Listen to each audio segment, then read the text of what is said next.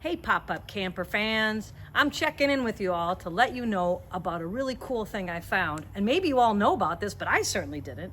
A tool to help me park my pop-up camper in my garage. Let's talk about it. At my old house, I had a concrete pad on the side of my garage.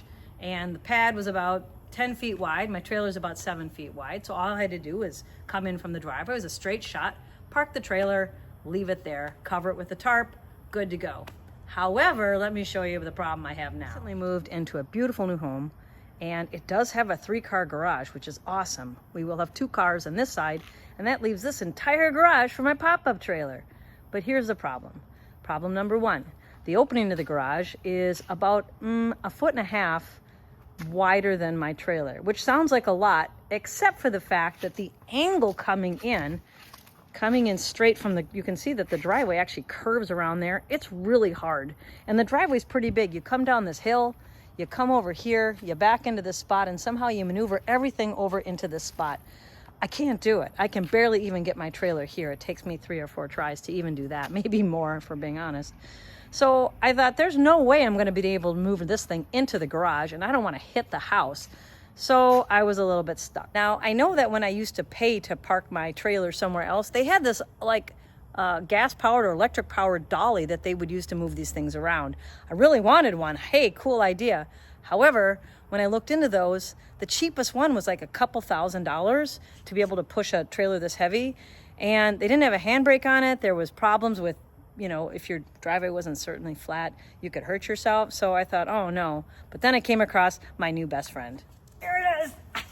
It's called the Trailer Valet. And as you can see, it's pretty heavy, but I can pick it up. So it's not ideal as far as like schlepping it all over the place, but for short-term things like I need, this thing is perfect. Let me show you how it works. You're gonna be so impressed. Again, maybe you all have heard of this, but I had not. So basically the thing comes in 2 pieces. One piece bolts onto the frame of the trailer with just these 4 bolts. The 1, 2, 3, 4. That took me all about 15 minutes to put on there. And that part stays on there. I could take it off. You can see there's a little bit of rust happening right here or some kind of gunk. Might want to think about covering that. However, that does not have to come off. The second piece, which I do take off, but again, doesn't have to, is this piece, which is the wheels that run on a chain system and a crank. So it allows you to hand crank the trailer backwards slowly and maneuver it into any kind of space you want. I'm going to show you how that works. Full disclaimer, if your driveway is sloped or you don't have like a smooth surface, if you've got gravel or something, this may not be a great solution for you. In fact, it won't be. But in my case, my driveway is mostly level. There's a little bit of a bump getting into the driveway, into the garage, and it's made out of concrete, so that's easy. So let me show you. By the way, I should mention, I'm not being paid to make this for Trailer Valet. I just like this thing so much, and I wish someone had told me about it earlier, that I just want to show you. So let me show you how this works. Now, in my case, I don't keep this on because when we're at a campsite and I have to back in, I can do that just fine. Pull through just fine. It's only when I'm trying to maneuver this thing in this small space that I need this. I also don't have a problem hooking it up to my car by myself because I have a backup camera on my car. If you have trouble hooking that up for whatever reason, this would also be a really good solution for that. I didn't need it for that. So in this case, after I've dragged this guy out, I'm going to take this pin out. I'm going to slide it into place.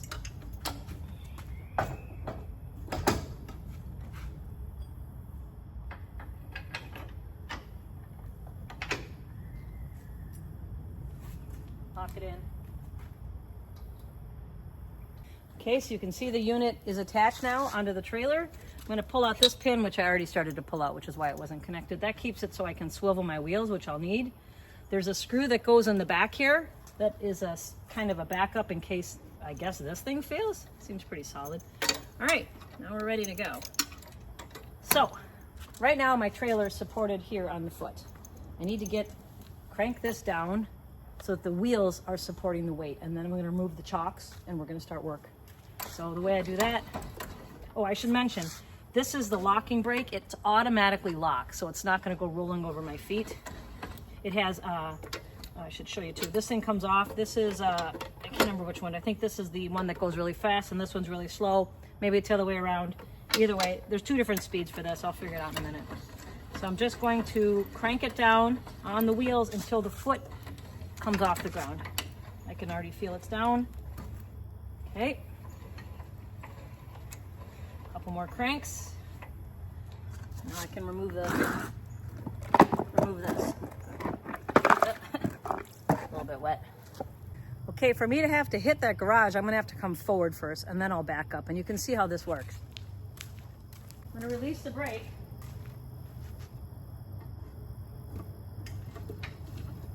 And just start cranking.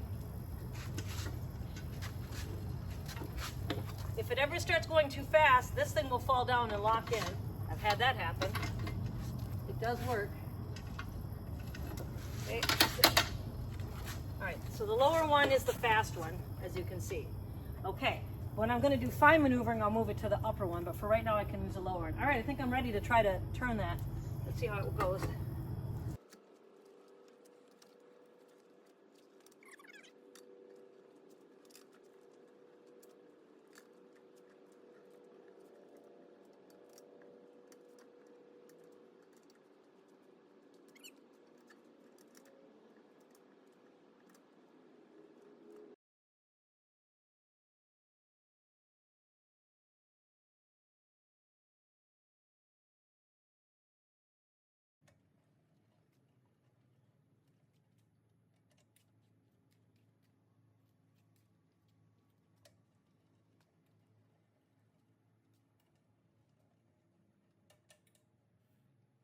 It's in.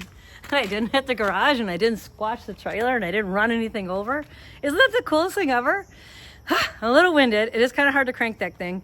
And there was a little lip I had to get the wheel over, and that was a little tricky, but there's a handbrake, so it's not gonna run away from me, which I really, really like. Whew. So anyway, if you're wondering where I got this thing, I got it from E-Trailer. It was on sale. Here's what the slip looked like. And that's it. That's all this video was about. This really cool thing I found, because I'd never seen it, and maybe you have, but I hadn't. I love this thing. It's my new best friend. So I am going to actually, you can pull that pin out and rotate it up so it can stay on the unit. Since I'm storing this now for the winter, I might do that. Normally, if I'm keeping it in my garage, I would take that wheel completely off and set it at my house, because I don't need it when I camp, and it is kind of heavy. But I am going to probably put it back on the tongue with the chocks and everything, so that I can at least take the pressure off the wheels, because I don't want to leave it on the wheels for the entire winter. Anyway, hope you're as impressed with this thing as I am. Ciao! Happy camping.